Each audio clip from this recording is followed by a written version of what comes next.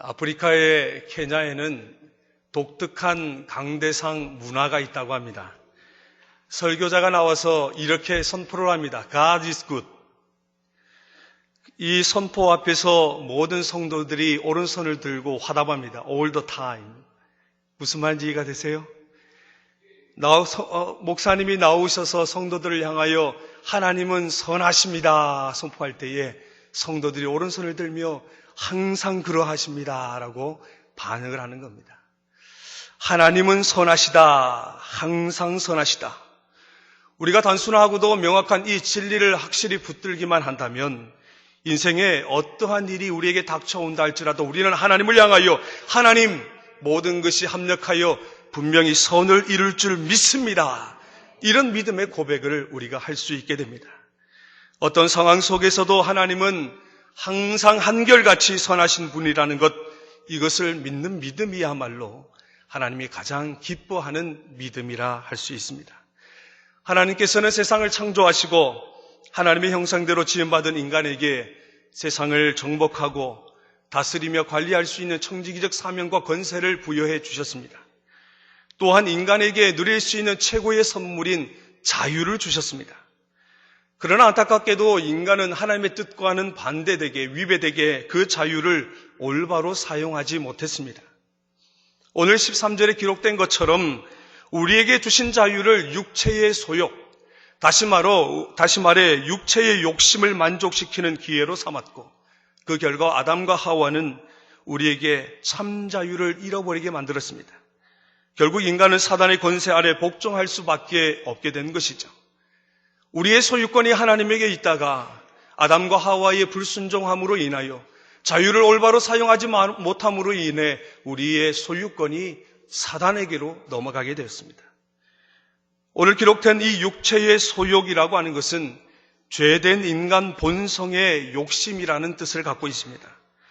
우리가 읽지는 않았지만은 육체의 소욕이라는 것이 19절에서 21절까지 보면 육체의 일이라고 기록되어 있습니다. 우리 다시 한번 갈라디아서 5장 19절에서 21절 말씀을 함께 찾아서 합독하겠습니다. 308조 308면입니다. 갈라디아서 5장 19절로 21절 말씀을 합독합니다.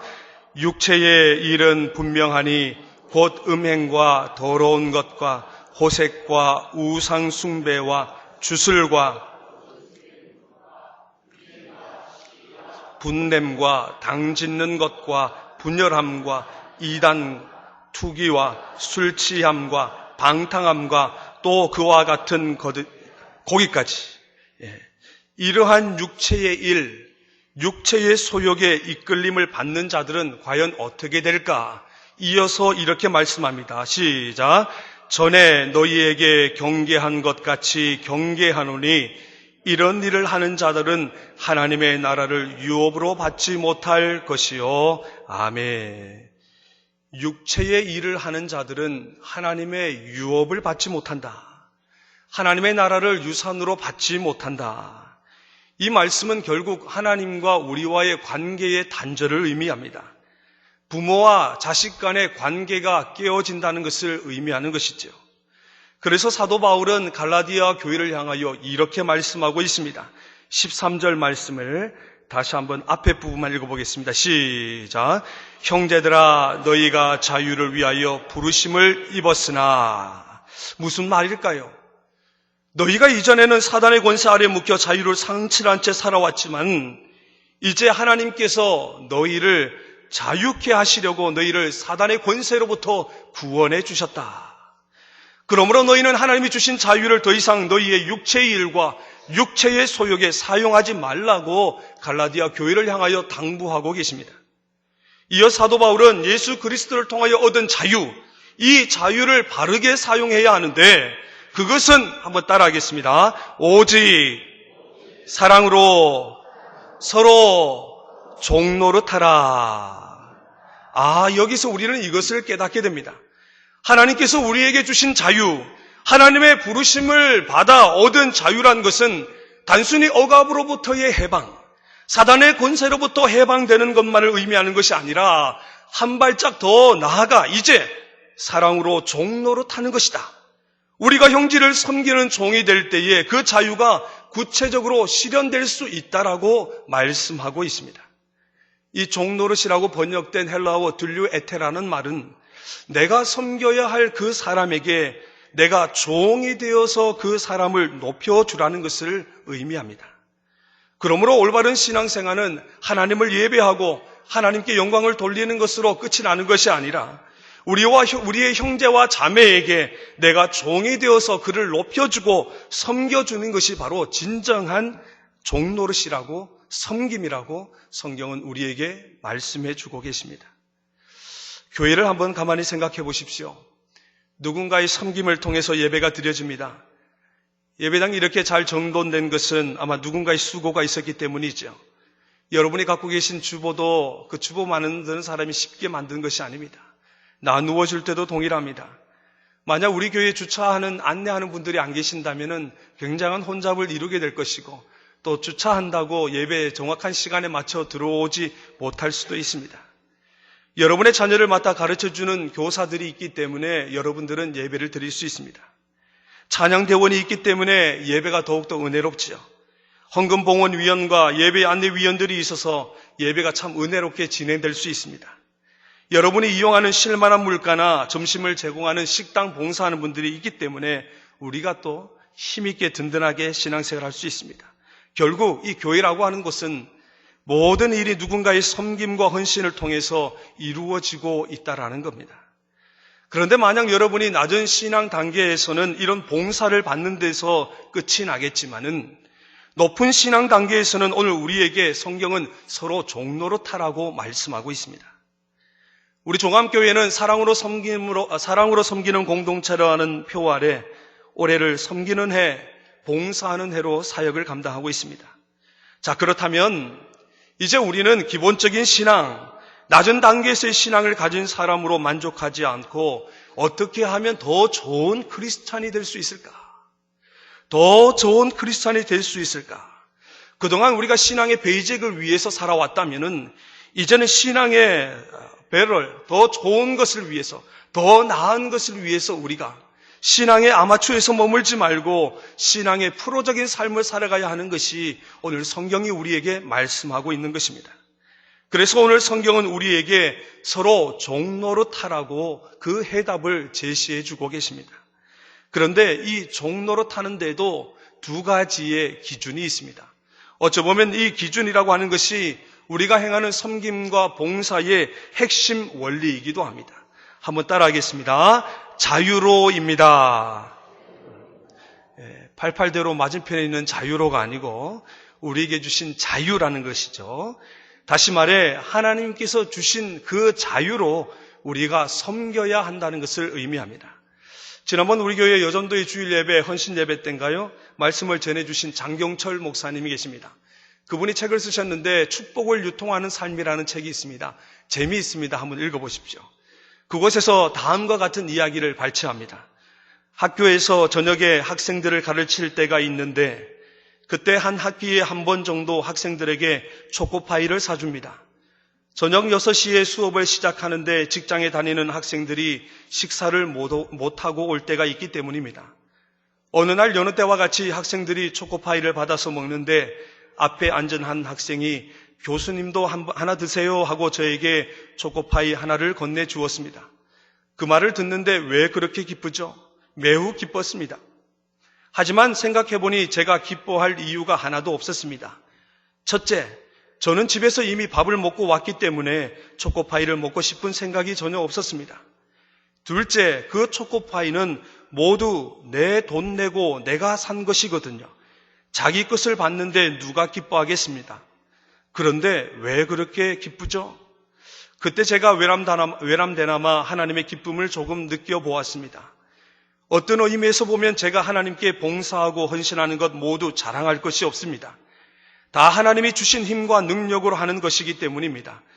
사실 우리는 드릴 수 있는 것이 아무것도 없습니다. 그렇다면 정말 내가 하나님께 드릴 수 있는 것이 하나도 없을까요? 그날 저는 초코파이를 받으면서 하나 깨달았습니다. 제 목소리며 지성이며 모든 것이 다 하나님께로부터 받은 것인데 딱 한 가지 제 편에서 드릴 수 있는 것이 있음을 알았습니다. 바로 자원하는 마음입니다. 그것 하나만 하나님께 드릴 수 있다고 생각했습니다. 안 드릴 수도 있지만 드릴 수 있는 마음, 그것 하나만이 진정으로 우리가 이바지할 수 있는 부분입니다. 하나님은 바로 이 자발적인 마음과 자유로운 영혼을 찾고 계십니다. 참 의미심장한 이야기입니다. 우리 모두에게는 하나님이 주신 은혜가 있죠. 그런데 그 은혜를 자유로 누군가를 위해서 사용하는 사람이 있는가 하면 자신의 것으로 그냥 갈무리하는 사람도 있습니다. 장경철 목사님의 이야기처럼 학생 중에는 자신에게 주어진 자유와 은혜를 마음대로 사용하여 자신의 욕구를 채우는 학생이 있는가 하면 자유로 주어진 은혜를 자신에게 베푼 사람에게 다시 자원하는 마음으로 돌려주는 것도 있었다는 것이죠. 하나님께서 우리에게 주신 자유를 우리 자신의 육체를 위해서, 육체의 소욕을 위해서만 쓰지 말고 우리에게 주신 자유를 서로 종로로 타는 데 사용하는 것, 바로 여기에 의미가 있는 것입니다. 그렇게 신앙은 내가 자유함으로 마음껏 즐기는 것이 아니라 나의 즐거움을 다른 사람을 위하여 하나님의 사역을 위하여 사용할 때에 빛을 발하게 됩니다. 내가 받은 기쁨과 감사한 만큼이나 다른 사람을 위하여 섬기고 그 아름다운 마음을 하나님께 향해 드리는 것이 바로 우리 신앙의 성숙함이기 때문이죠. 왜 섬겨야 할까요? 왜 우리가 2011년도 섬김을 가지고 나아가는 걸까요? 그것은 바로 우리 신앙의 성숙함의 척도이기 때문입니다. 베이직을 넘어선 배를 더 나은 크리스찬의 삶이기 때문에 우리가 섬길 수 있어야 하는 것입니다. 로마의 휴일, 티파니에서 아침을, 또 마이 페어 레이디 등 수많은 작품을 통해 우리에게 친숙한 한 여인이 있습니다. 오드리 헵번이라는 배우죠. 그녀는 참으로 가난한 가정에서 태어났습니다. 홀 어머니와 함께 살았고 너무도 어려웠기 때문에 아마 아사 직전에 죽을 수도 있었었는데 그 국제연합 아동구호기금으로 인해서 그가 다시금 살아날 수 있었고 그가 죽기까지 유니세프 친선대사로 섬겼다고 합니다. 미국은 그녀에게 대통령 자유훈장을 수여했고 미국 필름협회는 미국 영화 100년사에 가장 뛰어난 여배우 100인 중에 3번째로 손꼽을 정도로 많은 이들에게 존망의 대상이 되기도 했습니다. 그녀가 이렇게 말을 합니다. 절망의 늪에서 나를 구해준 분들을 위해 내가 이제 봉사할 차례다. 오드리 헵번이 죽기 1년 전에 아들에게 준 편지 글이 있어 소개합니다. 아름다운 입술을 가지고 싶으면 친절한 말을 하라. 사랑스러운 눈을 갖고 싶으면 사람들에게서 좋은 점을 봐라. 날씬한 몸매를 갖고 싶으면 너희의 음식을 배고픈 사람과 나누어라. 아름다운 머리카락을 갖고 싶으면 하루에 한 번 어린아이가 손가락으로 너희의 머리를 쓰다듬게 하라. 아름다운 자세를 갖고 싶으면 결코 너 혼자 걷고 있지 않음을 명심하라. 사람들은 상처로부터 복구되어야 하며 낡은 것으로부터 새로워져야 하며 병으로부터 회복되어야 하고 무지함으로부터 교화되어야 하며 고통으로부터 구원받고 또 구원받아야 한다. 결코 누구도 버려서는 안 된다. 기억하라. 만약 도움의 손이 필요하다면 너의 팔끝에 있는 손을 이용하면 된다. 한 손은 너 자신을 돕는 손이고 또 다른 한 손은 다른 사람을 돕는 손이다. 하나님께서 우리에게 주신 자유, 하나님께서 우리에게 주신 그 자유로 우리는 지금 무엇을 하며 살아가고 있습니까? 나 자신을 위해서 나의 가정과 나의 직장과 사업장과 또는 우리 자신의 육체의 기회로 그 자유를 사용하고 있지는 않습니까? 오늘 하나님께서 이렇게 말씀하십니다. 내가 너희에게 허락한 그 자유로 너희 자신의 육체의 기회로 삼지 말고 오히려 서로 종노릇하는 그 섬김을 실천하며 살아가라. 이것이 우리에게 주신 자유의 분명한 목적이고 이를 위해 살아가게 될 때에 우리가 살아가는 세상은 더 아름답고 풍요로워지게 될 것입니다. 말씀을 묵상하면서 그런 생각을 해봤습니다. 제가 잠깐 집에 가서 말씀을 묵상하는데 저희 둘째 아이, 죄송합니다. 집이 얘기를 해서 둘째 아이가 아빠 저 배고파요 하더라고요. 그래서 뭐가 있나 봤더니 이제 짜파게, 상호를 가르쳐 주면 안 되는데, 뭐라고 하는 짜장면 비슷한 거 있는데, 그거를 끓여줬습니다. 다 끓여주고 이제 말씀을 묵상하려고 왔는데 갑자기 제 마음에 기쁨이 있었습니다. 혹시 우리 여성분들 그런 생각 안 해보셨습니까? 내가 아침에 일어나서 밥을 한다, 청소를 한다, 설거지를 한다, 빨래를 한다. 왜 그럴까요? 바로 나에게 허락된 그 은혜를 입은 그 자유로 인해서 누군가를 섬길 수 있다는 것에서 오는 참된 기쁨이 아니겠습니까? 우리가 오늘 오전에도 동영상을 보았듯이 우리는 1년에 한 번 교회의 대청소 날로 정하고 모든 성도들이 청소를 합니다. 섬기시는 분들의 모습을 보면 얼굴에 찡그리는 분들이 한 분도 없습니다. 너무도 힘든 일이고 고통스러운 일임에도 불구하고 삼삼오오 모여 앉아서 찬송을 부르고 서로 만담을 나누며 서로 무릎을 꿇으며, 평소에는 꿇지도 않은데 서로 무릎을 꿇으면서 교회에 봉사하는 모습을 볼 때 하나님이 주신 자유로 하나님의 몸된 교회를 위해 섬기는 모습, 이 자원하는 마음을 하나님께서 얼마나 기뻐하실까. 저는 하나님이 주신 그 자유로 여러분 가정에서, 직장에서, 그리고 교회에서 열심히 섬겨서 하나님 앞에 인정받는 삶이 될 수 있기를 간절히 축복합니다. 한번 둘째 따라하겠습니다. 더 나은 삶을 위해 우리는 사랑으로 섬겨야 합니다. 옆에 분 보면서 이렇게 한번 물어보시겠어요? 눈을 뚫어져라 쳐다보면서 혹시 나를 사랑하십니까?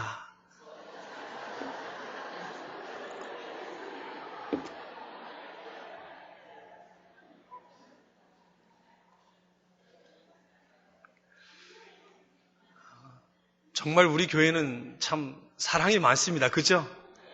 아니, 말씀하기 싫으면 고개라도 끄덕끄덕 해주세요. 오늘 본문에서 사도 바울은 또 하나의 중요한 권면을 우리에게 말씀하고 있습니다. 섬길 때 필요한 첫 번째 자세가 자유였습니다. 두 번째 자세는 사랑입니다.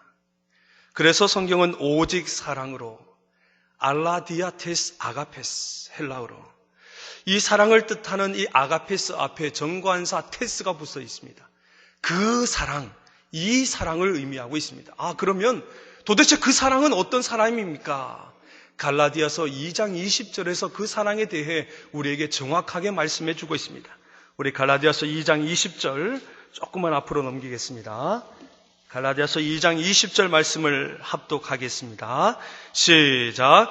내가 그리스도와 함께 십자가에 못 박혔나니 그런즉 이제는 내가 사는 것이 아니요 오직 내 안에 그리스도께서 사시는 것이라.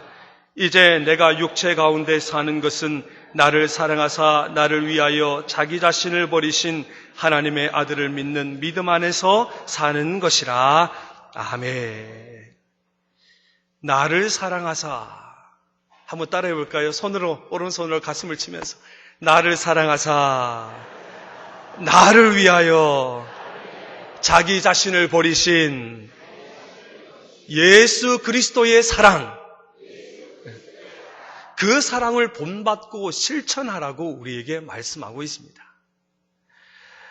여기서 우리는 사랑의 참된 의미와 자세를 발견하게 되죠. 다시 말해 예수 그리스도의 사랑을 실천하려면 너희가 하나님이 주신 자유로 너희 교회에, 가정에서, 직장에서 그 섬김을 실천하려면 무엇보다도 선행되어야 하는 것이 있는데 그것은 바로 너희 자신이 먼저 죽어야 한다는 것입니다. 예수님께서 우리에게 사랑을 실천하실 때, 예수님이 우리에게 섬김을 실천하실 때 자기를 버리셨다라고 말씀하고 있습니다. 자기를 버리지 않는 사랑은 사랑이 아닙니다. 오늘 우리가 가정을 위해, 남편을 위해, 아내를 위해, 자식을 위해 섬길 수 있는 것은 그를 사랑하기 때문이죠.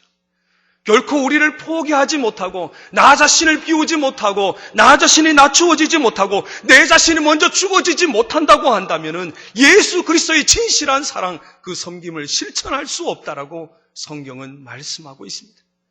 우리 다시 한번 가슴을 치면서 내가 죽어야 돼. 내가 죽어야 돼.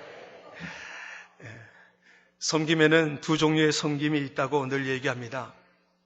하나는 자신의 의의를 드러내기 위해서, 자신의 의의를 드러내기 위한 도구로 섬기는 것이 있습니다.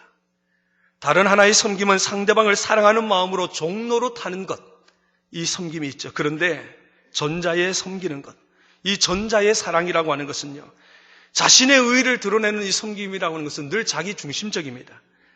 그래서 자신이 섬기면서도 오히려 다른 사람에게 상처를 주고 또 상처받은 사람으로 인해서 또 자신의 상처를 받기도 합니다. 이러한 자기 중심적인 섬김이라는 것은 늘 자신의 의의가 드러나야 만족을 얻고 누군가에게 인정을 받아 기쁨을 얻습니다. 그러므로 이러한 섬김은 자기가 하고 싶은 일이긴 하지만은 결코 오늘 말씀에 있는 것처럼 사랑으로 종노릇하는 것은 아니라는 것이죠. 우리는 2011년도 신년의 새벽 기도회로 연의 문을 열었습니다. 혹시 새벽 기도 때, 신년 새벽 기도 때 그 주제가 무엇인지 기억나십니까? 사랑으로. 다시 처음부터 하겠습니다. 2011년도 우리가 신년 새벽 기도를 열었는데 새벽 기도의 제목이 뭔지 아십니까? 역시 똑똑하십니다. 제가 둘째 날 새벽 기도를 인도했는데 그때 마침 본문이 고린도전서 13장 2절 말씀이었습니다. 목사님의 말씀의 제목이 사랑으로 능력의 생활을 이었습니다. 고린도 13장 2절 말씀을 준비하는데 저희 심령에 막 꽂히더라고요. 내가 예언하는 능력이 있어 모든 비밀과 모든 지식을 알고 또 산을 옮길 만한 모든 믿음이 있을지라도 사랑이 없으면 내가 아무것도 아니요. 사랑이 없으면 내가 아무것도 아니랍니다. 우리는 대단한 존재인 것처럼 살아가는데 우리의 마음속에 예수 그리스도 자기 몸을 버리시며 우리를 위하여 자기 몸을 버리신 그 사랑이 우리 가운데 있지 아니하면 우리는 이 땅에 아무것도 아니랍니다. 나는 죽고 예수로 사는 사람이라는 책에서 유기성 목사님은 이렇게 말씀합니다. 그동안 목회하면서 가장 부끄러운 일 중 하나가 교회 임원을 세울 때 나의 기준이 성경적이지 못했다는 것입니다. 나는 주께서 가장 강조하셨던 점을 쉽게 간과했습니다. 주일 성수, 11조 헌금, 성경 공부, 교회 봉사 등을 잘하면 임원 자격이 충분하다고 생각했습니다. 사랑은 조금 부족해도 크게 상관하지 않았습니다. 그토록 심사숙고해서 직분을 맡겼건만 왜 그들이 교회를 일으키기는커녕 도리어 문제를 일으키는지 그 이유를 알 수가 없었습니다. 그러나 주님의 교회는 사랑 없이 세워지지 않는다는 것을 깨달았습니다. 처음부터 임원을 세우는 기준이 잘못되었음을 깨달았습니다. 이해가 되십니까? 사도 요한은 이렇게 경고합니다. 하나님의 자녀들과 마귀의 자녀들이 나타나나니 무릇 의를 행치 아니하는 자나 또는 그 형제를 사랑치 아니하는 자는 하나님께 속하지 아니하니라. 형제를 사랑하지 않는 자는 하나님이 내 자식이 아니라고 이야기하고 있습니다. 대한민국의 모든 교회를 살펴보면 교회에서 섬기고 헌신한다는 사람이 도리어 얼마나 많은 사람들에게 상처를 주고 눈물을 흘리게 했는지는 우리는 너무 잘 알고 있습니다. 또한 안타깝지만 우리도 한 번쯤 경험해 보았으리라 생각됩니다. 그러므로 이 섬김이라는 것은 사랑 없이는 결코 아무런 의미도 가지지 못한다는 것을 우리는 알아야 합니다. 후안 카를로스 오르티즈 목사님이 이렇게 말을 했죠. 사탄은 절대로 하나님의 자녀를 죽일 수 없다. 단지 상처를 줄 뿐이다. 그러나 상처 입은 하나님의 자녀를 죽이는 것은 바로 그리스도인이다. 상처를 감싸주지 못하고 용납하지 못하고 자신을 버리면서까지 우리를 사랑하시는 그 사랑을 우리가 실천하지 못하기 때문에 지금도 하나님을 떠나가는 그리스도인들이 참으로 많다는 겁니다. 사랑에는 모든 죄를 덮어주는 마음이 있죠. 사랑은 형제의 허물과 잘못을 덮어줍니다. 모든 것을 참고 모든 것을 믿고 모든 것을 바라고 모든 것을 견디게 하는 것이 바로 사랑의 힘입니다. 그래서 사도 바울은 오늘 본문에서 내 이웃 사랑하기를 내 자신과 같이 하라고 우리에게 권면하고 있는 것입니다. 테레사 수녀에 대한 이야기가 있어서 소개합니다. 한 정치인이 어느 날 테레사 수녀에게 찾아왔습니다. 당신이 하는 일이 세계적으로 많이 알려지긴 했지만은 별다른 성공을 보이지 않는 것에 대해 가끔 좌절하거나 실망한 적도 있으리라 생각됩니다만 당신의 생각은 어떻습니까? 그러자 테레사 수녀가 이렇게 대답했다고 합니다. 천만에요. 전 실망하거나 좌절한 적이 없습니다. 왜냐하면 하나님은 제게 성공의 임무를 주신 것이 아니라 사랑의 임무를 주셨기 때문입니다. 예수님을 믿는 순간 우리는 참 자유를 얻게 됩니다. 그러나 이 자유와 함께 하나님께서 우리에게 주시는 것이 있습니다. 바로 사랑입니다. 예수님을 통해서 죄 사함을 받고 자유를 얻었다면 그 자유를 얻는 동시에 성령님을 통해서 우리는 하나님 사랑, 이웃 사랑을 실천하도록 사랑의 은혜를 주십니다. 우리가 왜 하나님을 섬기고 있습니까? 그것은 하나님을 사랑하기 때문입니다. 하나님을 사랑하는 자만이 하나님을 섬길 수 있습니다. 이제 우리가 이웃을 사랑하기 때문에 이웃을 섬기고자 합니다. 자, 그런데 우리가 이 섬김을 실천할 때에 꼭 명심할 것이 있습니다. 그것은 첫째, 모든 섬김의 목적은 하나님께 영광이 되어야 하는 것이요. 둘째는 다른 사람들을 세워주는 섬김이 되어야 합니다. 섬길 때에 오히려 남에게 유익을 끼치지 못하고 남에게 오해가 되고 남을 시험되게 만든다면 그 섬김의 자리에서 빠져나오십시오. 하나님 앞에 영광이 되지 않습니다. 오히려 공동체를 무너뜨리게 만듭니다. 하나님께 영광이 되는 섬김, 다른 사람을 세워주는 섬김이야말로 하나님께서 기뻐하시는 참된 섬김의 목적입니다. 왜 우리가 섬겨야 할까요? 바로 여러분의 섬김을 통해서 하나님께서 영광을 받으시기 원하고 동시에 여러분이 속한 하나님의 공동체가 든든하게 세워지기를 원하시기 때문입니다. 요즘에 유용하는 단어 가운데 프렌들리라는 단어가 있습니다. 아마 들어보신 분이 있을 텐데, 프렌들리라는 단어는 프렌드라고 하는 단어와 데디라고 하는 말의 합성어입니다. 프렌들리는 이제 아버지의 또 다른 칭호가 되어버렸습니다. 친구 같은 아빠라는 것이죠. 가정 속에서도 친구 같은 아빠로 인해서 그 가정이 든든해집니다. 교회 속에서도 이 자유와 사랑으로 섬기는 헌신자들과 봉사자들을 통해서 교회가 건강하게 자라나게 되죠. 교회의 가장 큰 힘은 얼마나 사람이 모이느냐. 여러분, 절대로 사람이 몇 명이라고 하는데 현혹되지 마십시오. 교회의 가장 큰 힘은 얼마의 사람이 모이느냐가 아니라 몇 명의 사람이 주님이 허락하신 자유와 사랑으로 헌신하고 섬기고 봉사하고 있느냐. 그것이 바로 교회의 가장 큰 힘이 되는 것입니다. 섬김이라는 말을 기억하십시오. 주변인으로 계신다고 한다면 이제는 중심인으로 오셔서 교회를 향하여 하나님을 위하여 섬기는 자가 될 수 있기를 바랍니다. 사랑하는 성도 여러분, 단순히 일할 사람이 없어서 교회가 여러분들의 헌신과 섬김을 요구한다고 착각하지 마십시오. 이곳이 하나님의 거룩한 전이요 하나님의 성전이기 때문에 여러분의 섬김과 헌신을 하나님이 요구하고 계시다라는 겁니다. 여러분이 1년에 한 번 성전 바닥을 닦으며 먼지를 털어내며 아버지의 집을 깨끗하게 하는 일, 정말 귀하다고 생각하지 않으십니까? 하나님이 귀하게 생각하시고 더러는 사람들이 안타깝게 여기는 그 일을 위해 내가 무릎을 꿇고 섬기는 일, 그 일이 세상에서 가장 아름다운 일이라 생각하지 않으십니까? 여러분이 예배를 드리려고 누군가 헌신하고 봉사하는 자리에 나도 서로 종노릇 하려고 그 자리에 서는 것이 아름답다라고 생각하지 않으십니까? 하나님이 주신 우리에게 자유, 그리고 하나님이 우리에게 보여주셨던 그 사랑으로 우리의 섬김을 통하여 우리 교회가 더욱더 건강한 교회가 될 것이며 여러분의 그 섬김이 저 천국 하늘나라에서 해같이 빛나게 될 것입니다. 우리 옆에 분에게 이렇게 축복할까요? 당신의 섬김이, 당신의 헌신이 하늘에서 해같이 빛날 것입니다.